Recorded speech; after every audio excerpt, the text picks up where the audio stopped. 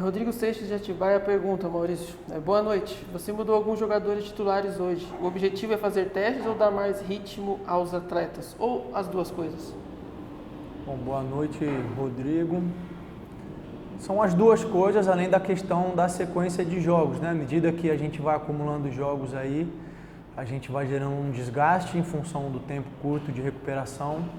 Então a ideia foi também diminuir um pouquinho a carga de alguns atletas que vinham já com um volume maior acumulado, dar oportunidades a outros e ir testando opções.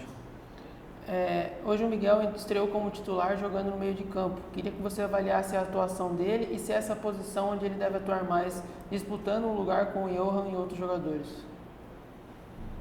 Eu acho que sim, em relação à posição, eu acho que é ali que o Miguel consegue render e nos ajudar mais. Eu acho que ele teve uma boa atuação, fez uma boa partida, já tinha entrado bem contra o Mirassol, hoje ele teve a oportunidade de iniciar o jogo, fez um belo gol.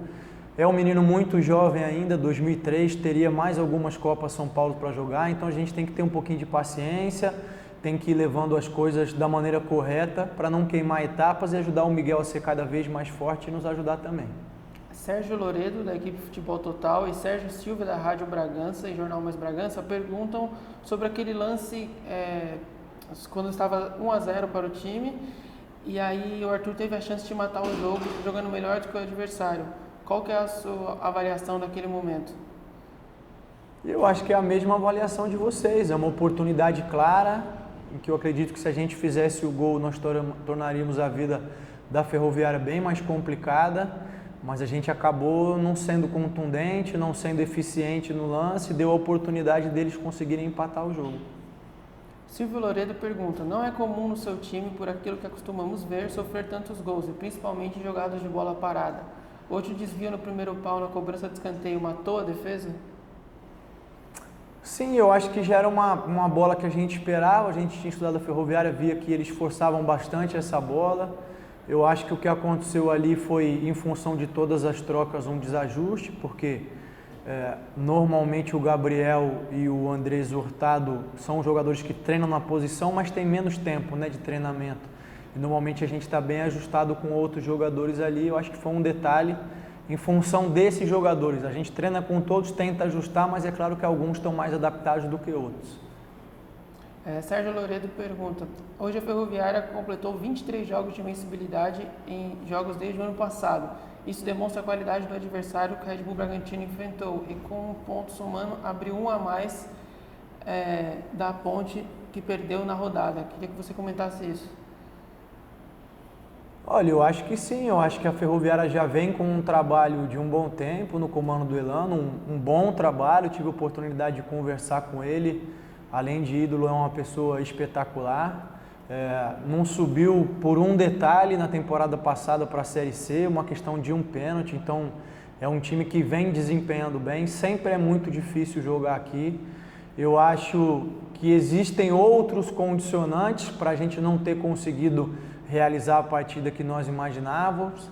A Ferroviária jogou na terça-feira e aí pôde descansar, trabalhar mais para nos enfrentar. A gente acabou jogando na quinta-feira, um intervalo menor, o gramado um pouquinho mais alto do que a gente está habituado, isso deixa o nosso jogo um pouquinho mais lento. Eles têm uma equipe muito forte fisicamente, eu acho que em alguns momentos, pela lentidão do jogo, o jogo acabou caindo para essas disputas físicas e aí eles levaram alguma vantagem. Agora eu conversei com todos os jogadores no vestiário, todas essas condicionantes não vão nos fazer crescer, a gente precisa encontrar soluções, a gente precisa ser melhor em circunstâncias parecidas, né? Então a tônica é essa, a gente vai agora focar na recuperação e tentar na quarta-feira ajustar aquilo que não foi bom hoje para a gente fazer uma partida melhor. Diego da 102 pergunta, José Hurtado foi titular e atuou o tempo todo. Qual avaliação você faz da atuação do equatoriano? E você acha que poderá contar com o Ítalo no próximo jogo? Eu tenho chamado ele de Andrés, né? Porque a gente tem o outro, o Jean Hurtado, e conversei com ele, ele me disse que preferia ser chamado de Andrés. Então só estou falando para vocês não estranharem, eu vou chamar ele de Andrés. Eu acho que ele fez uma boa partida, uma partida segura, é um jogador que chegou tem muito pouco tempo, ainda está entendendo a nossa maneira de jogar, mas é um lateral que tem força para apoiar, é um lateral que defensivamente é muito seguro, encontra bons passes. Eu gostei da atuação dele, eu acho que ele ainda vai crescer muito mais e vai nos ajudar bastante. E sobre o Ítalo? O Ítalo não tem condição ainda para quarta-feira, é muito cedo, em função de todos os exames e o tempo que o Ítalo acabou precisando ficar parado. No momento que ele retornou para nós, era como se ele tivesse retornado de férias, né? Então ele retornou zerado fisicamente, a gente está tendo cuidado para ter uma evolução segura, para que a gente não tenha problema de uma lesão e ficar ainda sem mais tempo com ele. Mesmo com a queda de rendimento em alguns momentos da segunda etapa, hoje o Massa Bruta foi o mais seguro defensivamente em relação ao jogo contra o São Paulo. Essa situação tem em relação com a volta do Jadson? O que ele atribui com o equilíbrio da equipe? Sem dúvida nenhuma, o Jadson é um garoto que nos ajuda muito nessa questão defensiva. Ele é um motor ali, dá o combate, segura, inicia jogadas. É um jogador que faz falta para a gente quando não está presente. Mas eu acho que é difícil comparar as partidas, né? Eu acho que foi um jogo com outra característica, uma característica diferente. Eu acho que a gente ainda concedeu oportunidade que não deveria ter concedido ao adversário, mas faz parte. Eu não tenho e nem posso cobrar que a equipe nesse momento esteja com o rendimento ideal. O que eu não posso deixar de cobrar em momento nenhum é que a gente continue buscando o melhor rendimento sempre. E é isso que a gente vai fazer pensando no jogo de quarta-feira. Mas para o início de temporada, a gente está crescendo, a gente está evoluindo, tem muita coisa ainda, muita água para passar embaixo da ponte. O Vitor Hugo da 102 pergunta, essa rodagem do elenco deve prosseguir contra o Inter de Limeira na próxima partida? É possível, eu não quero me antecipar sem ver como os jogadores vão retornar aí do jogo, como vai ser o processo de recuperação deles. A gente tem de novo um intervalo curto até quarta-feira, tem a questão da viagem, né? Então a gente vai esperar para ver, mas a ideia é sempre nesse momento inicial colocar aqueles que tenham uma boa condição física e que também estejam entregando rendimento. Por aquilo que o Sorriso apresentou no tempo que esteve em campo, ele briga de igual para igual com o Elinho pela titularidade, mesmo estando há pouco tempo no elenco? Olha, todos os jogadores brigam de igual para igual à medida que eles têm as mesmas oportunidades de treinar, de mostrar o seu valor, e a partir dali é a minha decisão, que muitas vezes vai em relação às características do adversário, em relação ao momento do jogador, em função daquilo que eu acho que a gente pode explorar.